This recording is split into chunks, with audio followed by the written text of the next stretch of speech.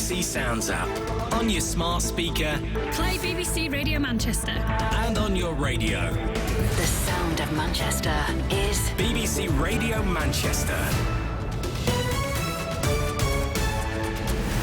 At 4 with the latest BBC News for Greater Manchester, I'm Sanny Rudravajhala. The Mayor of Greater Manchester, Andy Burnham, says that isolating Bolton to try and tackle its COVID spike won't work. The government updated its website advising not to travel into or out of the town due to its high infection rate, and Mr Burnham says the confusing messaging is having a real impact on people's lives. People have to remember that Bolton residents work in other parts of Greater Manchester, but other residents of our 9 other boroughs work in Bolton, and there's people travelling around every day, and obviously this impacts upon them when they hear reports of this kind coming out. And these callers spoke to Mike Sweeney about their concerns on the latest advice. Personally, it's a huge, huge concern for me. It's causing me a lot of anxiety. I think they're giving us a little taster to dip the toe in the water and see if we will accept what they want to do later. There's a failure to communicate with everybody impacted.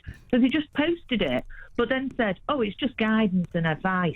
Well, that makes no sense. Bolton Hospital says yesterday was one of their busiest ever days and are taking urgent action to ensure they can manage the demand. They've 41 patients with COVID symptoms and 8 in critical care.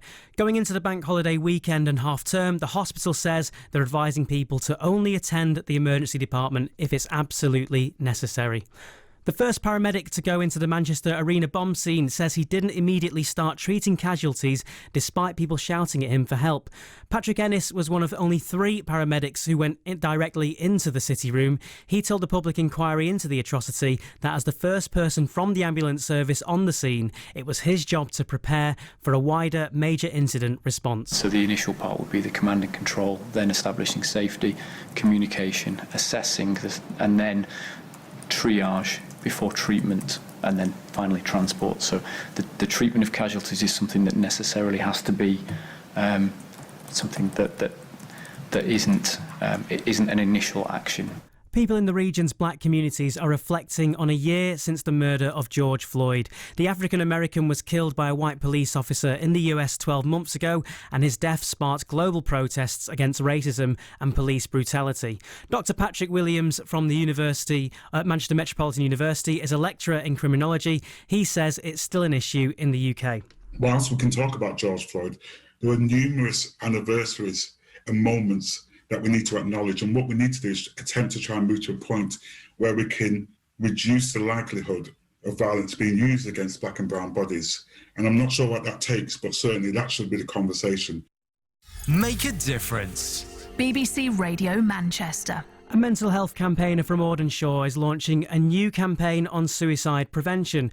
Wilma Haffey's urging people to get support if they need it with a new video and website shining a light on suicide. And the scheme, which is backed by the NHS, is born out of his own experiences. I've had suicidal thoughts myself and thought about taking my own life, and I've reached that bottom. He's kind of trying to help other people realise that it's okay to feel like that, and about seeking the right help when you do.